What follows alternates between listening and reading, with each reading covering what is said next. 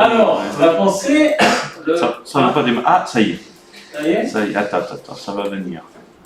Il y a un verset qui nous parle de la volonté de Dieu. Quelle est la volonté de Dieu pour nous? Bon, la Bible dit que Dieu ne voulant qu'aucune périsse, mais que tous arrivent à la repentance. Mais il y a un verset qui m'a beaucoup touché, un Thessaloniciens.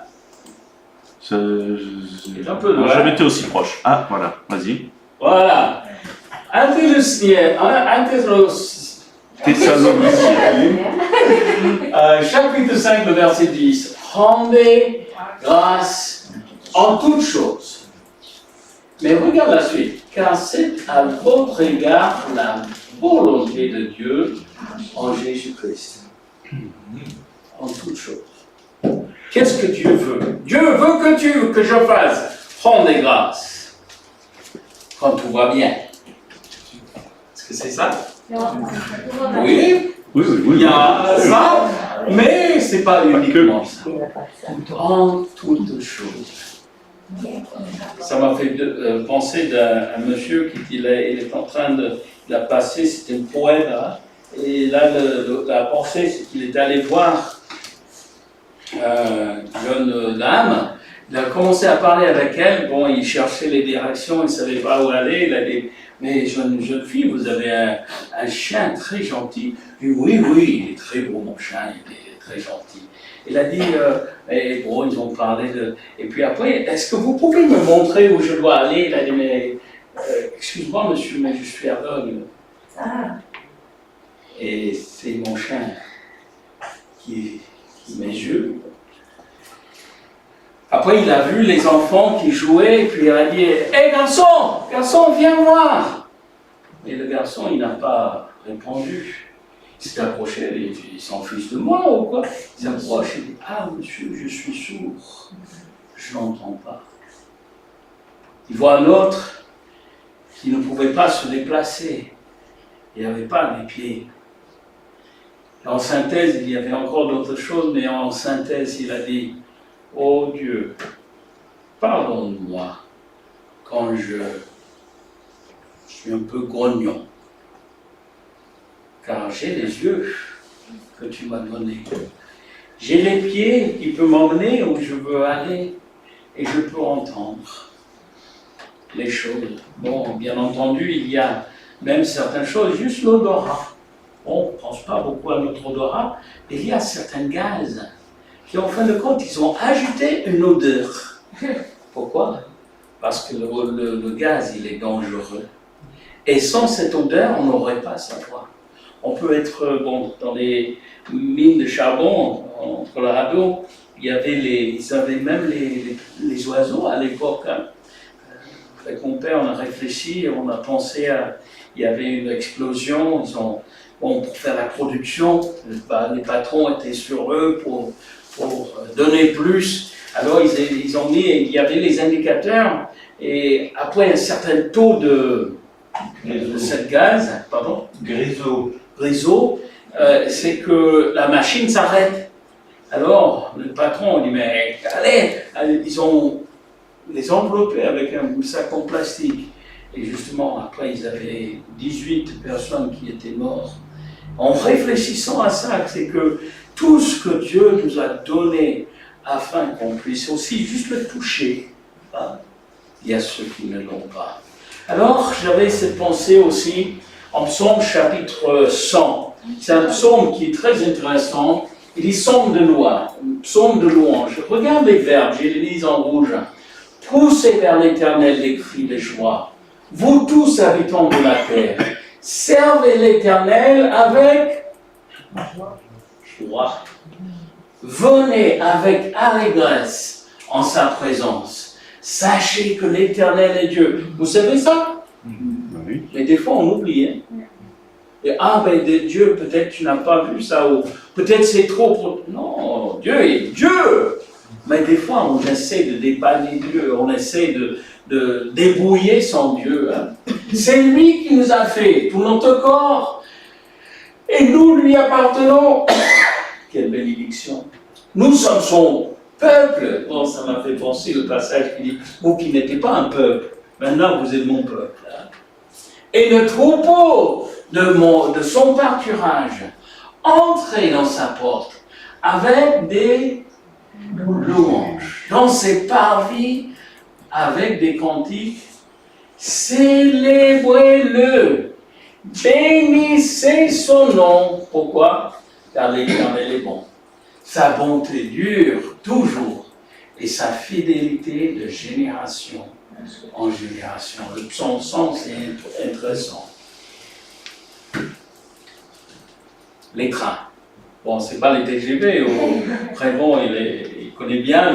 Et justement, je me suis demandé, il y a un moteur à chaque bout? D'accord. Et les wagons aussi, parce qu'eux, ils touchent aussi. C'est pas de wagons, c'est des voitures. Ah, c'est les voitures.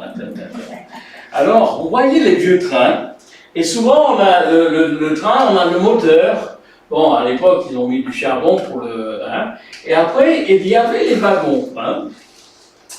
Alors, j'ai constaté que souvent, on fait l'inverse. C'est-à-dire qu'on met la louange ici, et le moteur, c'est les circonstances qui nous arrivent dans la vie. N'est-ce pas? Je pense qu'il n'y a personne qui se lève le matin pour dire « Aujourd'hui, je vais être malheureux ». Qu'est-ce qu'on fait? On démarre la journée, on regarde le temps, ah, peut-être. On verra. Après, on voit notre famille. Hein, quelle est la température? Peut-être, peut-être pas. Et j'ai bien peur, après notre collègue, la voiture, ça va démarrer, enfin, tout le... Et après, on arrive à un moment, et j'ai bien peur que notre louange, c'est après les circonstances.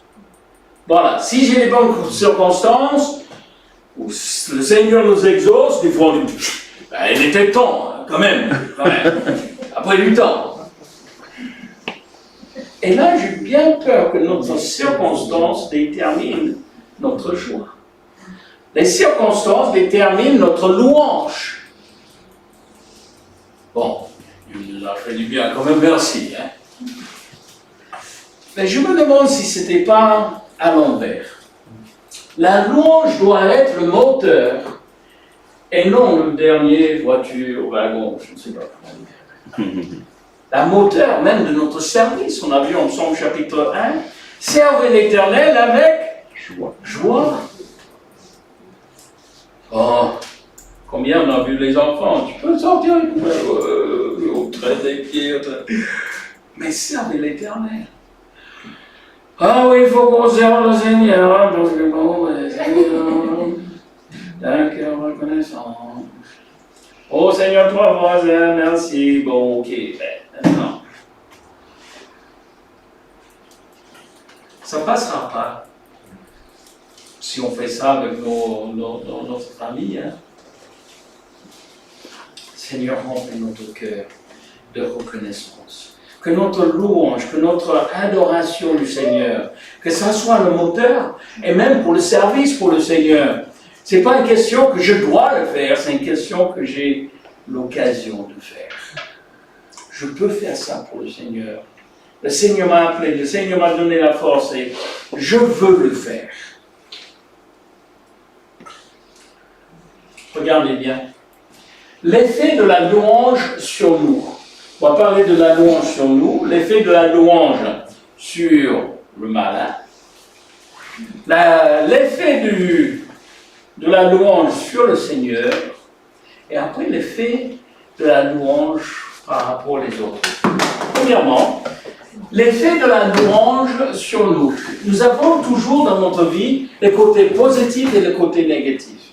J'ai constaté que quand le matin, si je me lève, et si je vais sur le côté négatif, je peux concentrer sur ce que je n'ai pas.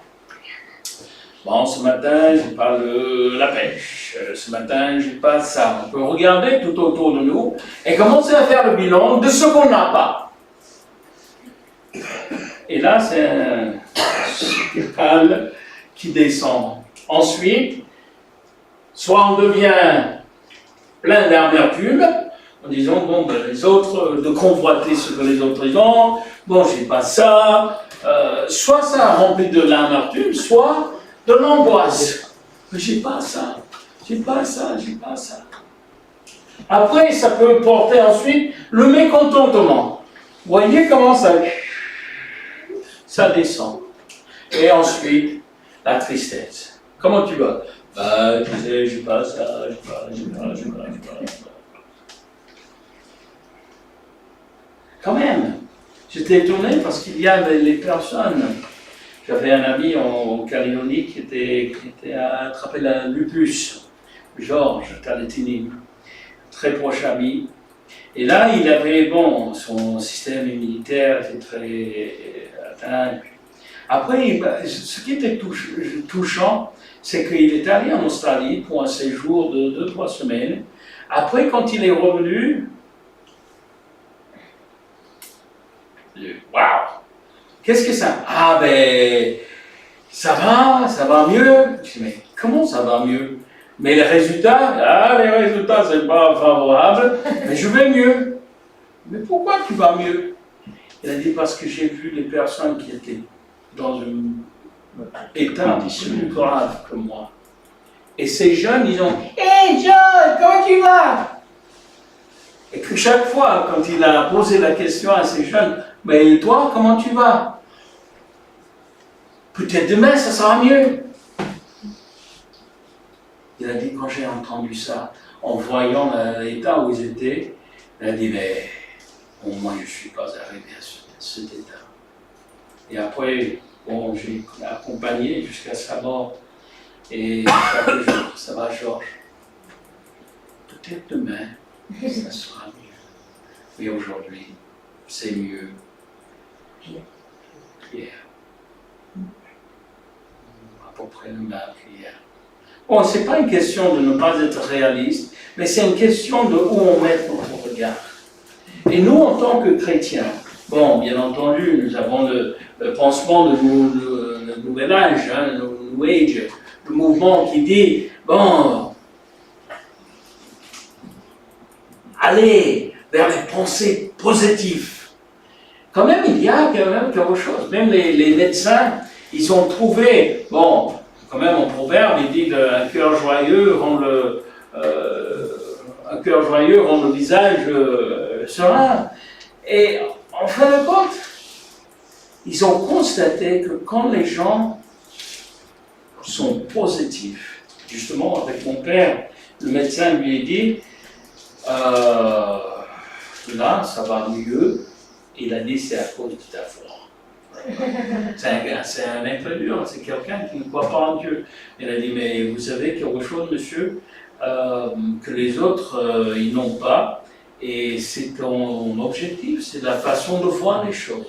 Mais regarde ce qui se passe, ça c'est, on connaît bien, hein, ce qui se passe, ce qui est négatif, mais le positif, qu'est-ce qu'on a? On pense à ce que nous avons. Évidemment, combien le marketing américain, oh là là, ils sont très forts avec ça. Ah, mais vous avez l'iPhone 12, mais c'est nul. Il y a le 13, il y a 4 gamins, il y a ça. Et après, oh non, j'ai pas ça, bon, ils s'en dettent. Parce qu'ils ne sont pas heureux avec ce qu'ils ont. Mais quand on voit ce qu'on a, ce qu'on a, ça nous donne la joie, ça donne la confiance, ça donne la sérénité, ça donne l'espérance. Mais c'est quand même quelque chose que nous devons développer. J'aimerais vous encourager, au moins pour une semaine, j'aimerais bien pour notre vie, mais au moins pour une semaine, mettre une petite note que quand vous vous réveillez, que la première chose que vous dites, merci Seigneur, et donne une liste de quelque chose. Seigneur, merci pour ça. Quelqu'un a dit, mais merci pour la facture d'électricité pendant la saison fraîche, parce qu'au moins j'étais réchauffé.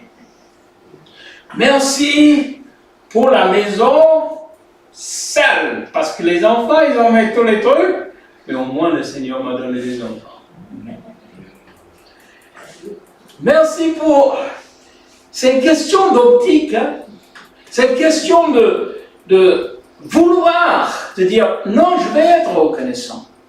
Et toute la joie qui vient ensuite. L'effet de la louange, regardez bien, Philippiens 4, 4 et versets 6 à 7, réjouissez-vous toujours dans le Seigneur. Je le répète, réjouissez-vous. Ne vous inquiétez de rien, mais en toutes choses faites connaître vos besoins à Dieu. Par les prières et les supplications, et qu'est-ce qu'on oubliait? L'action de grâce. Combien de fois on vient avec notre liste en disant Seigneur, j'ai besoin de ça, mais on ne passe pas le temps dans la remerciement, dans la louange. Et le verset suivant, il dit, et la paix de Dieu, qui surpasse toute intelligence, gardera vos cœurs et vos pensées en Jésus-Christ. Ça va nous transformer notre être. Ça va transformer la banane qui vient comme ça en un grand sourire. Peut-être j'ai pas ça, mais j'ai ce qu'il faut. Et je suis heureux avec ce que j'ai. L'effet de la louange sur le malin, qu'est-ce qui se passe? Qu'est-ce que la louange, quand quelqu'un est joyeux, un chrétien joyeux, reconnaissant, qu'est-ce que ça fait au malin? Bon, il nous embête quand même, hein, il faut l'embêter de temps en temps. Et comment décourager un chrétien joyeux? Bon, il cherche, hein? Il va continuer. Mais regarde ces versets, nous savons que quiconque est né de Dieu ne pêche point. La pensée, c'est qu'il vit de péché. Mais celui qui est né de Dieu se garde lui-même et le malin ne touche pas. Intouchable. Ça embête. Comment décourager un chrétien qui glorifie le Seigneur? Ephésiens 6. Au reste, fortifiez-vous dans le Seigneur et par sa force toute puissance. C'est une décision, c'est une chose qu'on doit faire. Revêtez-vous de toutes les armes de Dieu afin de pouvoir tenir ferme contre les ruses du malin.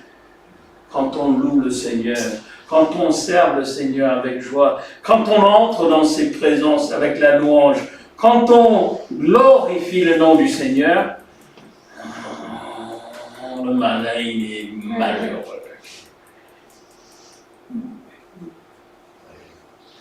Jésus a dit une fois, il a dit, le prince de ce monde vient, mais il n'a rien en moi. Il n'est pas à l'aise avec moi. C'est pas à dire qu'il n'a pas essayé. Et le malin va essayer. Mais l'effet de la louange sur le malin, ça lui rend impuissant. Parce que notre cœur est plein de joie, plein de reconnaissance. Il va venir et dire, hein, comme avec Job, touche sa vie, touche ceci. C'est ce que le malin, il sait les choses sur nous. Mais Dieu a dit, tu peux toucher sa vie, son corps, mais pas sa vie. Dieu contrôle. Et dans toutes ces choses, Job n'a pas fléchi. Il n'a pas péché contre l'Éternel. L'effet de la louange sur le Seigneur, qu'est-ce que ça fait pour le Seigneur? Il est content. Voilà. Bon, je vais vous parler aux pères et vous les mères et mamans. Qu'est-ce que ça vous fait quand votre enfant vient? Papa, je t'aime. Le cœur. Merci beaucoup. Merci pour tout ce que tu fais. Bon, on fait les choses parce qu'on par amour pour nos enfants, mais quand il y a cette reconnaissance, quand il y a cet amour, quand cette appréciation, cette gratitude de la part, bon après on est prêt à de toutes les manières qu'on peut. Et Dieu, qu'est-ce que ça fait pour le Seigneur? Bon, on va voir le côté négatif. Qu'est-ce que ça nous fait en tant que parents pour voir nos enfants malheureux?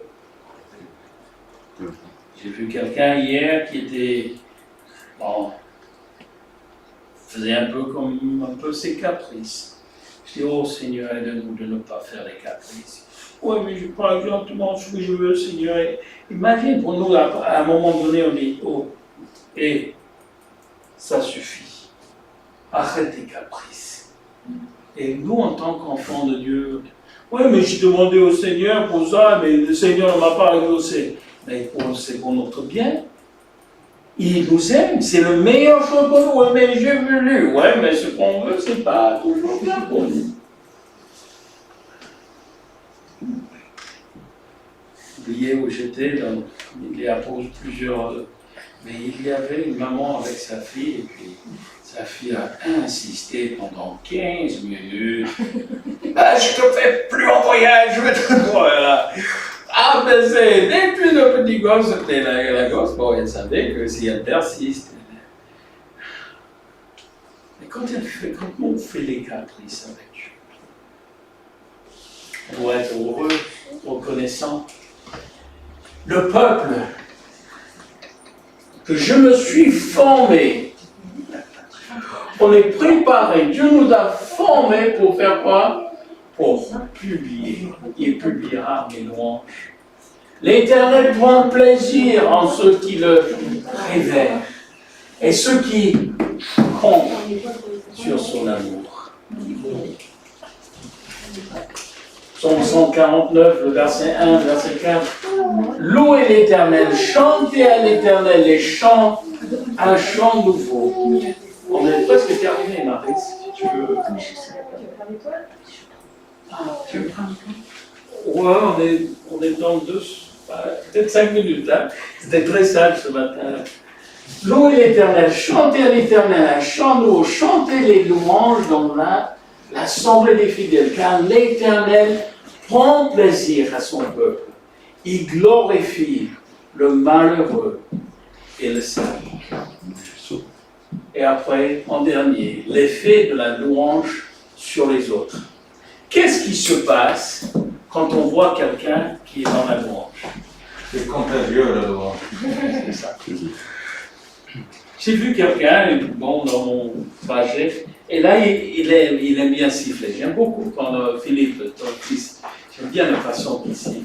Mais déjà, de voir quelqu'un, il entre dans la pièce, tout le monde, qui est un certain temps, et puis tout d'un coup, quelqu'un entre. Monsieur, madame, bonjour.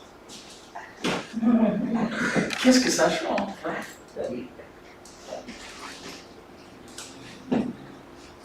Sur les autres. Regarde verset. Matthieu 5, verset 16. Que votre lumière luise ainsi devant les hommes. Maintenant, c'est quand même un passage que j'ai un peu du mal à. Quand même. Parce qu'il dit afin qu'ils voient vos bonnes œuvres. Bon, déjà, dans le passage avant, il a dit que ce que vous faites, il faut que ça soit fait en cachette. Hein. Il ne faut pas donner pour les regarde ce que je fais l'amende, je fais ceci, je fais cela. Mais quand même, parce que là, il parle de sel et lumière, mais la sel de la terre, lumière du monde, afin qu'ils voient vos bonnes œuvres. Et qu'est-ce que ça les provoque? Qu'ils glorifient votre Père qui est dans les cieux. Justement, quand on loue le Seigneur, quand on glorifie le Seigneur, mais qu'est-ce que tu as? D'où vient cette joie? Oh, mais ça, c'est mon sauveur. Il prend bien soin de moi. Là, mais tu n'as pas les soucis. Oui, mais il s'en occupe. Même ce qui est mal, ça va tourner pour mon bien. Ça, c'est mon Dieu, ça. Oh, ça va transformer notre pays. Comme disait Raymond, c'est contagieux. Alors, la louange doit être le moteur et non le dernier wagon. Prions Dieu, Seigneur, aide-nous de te louer en toutes circonstances, agréable et non. Que ton nom soit exalté dans notre vie. Premièrement pour nous, afin qu'on puisse être heureux. C'est vrai, Seigneur, on est orienté vers les côtés négatifs. Mais bien entendu, Seigneur, il y a le côté positif. Merci pour ton amour. Merci pour ton salut. Merci pour la force. Merci pour la liberté. Merci pour la famille. Merci, Seigneur.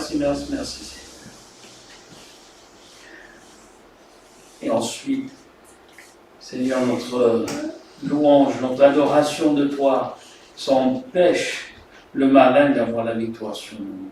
Tu es glorifié. Et les gens sont orientés vers une relation plus intime avec toi. Quand nous prenons cette décision de te louer,